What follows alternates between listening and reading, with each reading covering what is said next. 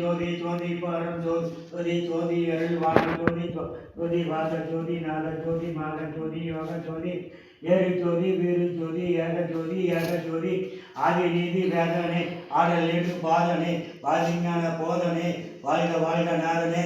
சின்னப்புத்தூர் நம்ம சுப்பிரமணிய ஆசிரியருடைய நினைவு நாளுக்காக அவங்க மனைவி கூப்பிட்டு சொல்லி யார் ஒருத்தர் கூப்பிட்டு சொல்லியிருக்காங்க.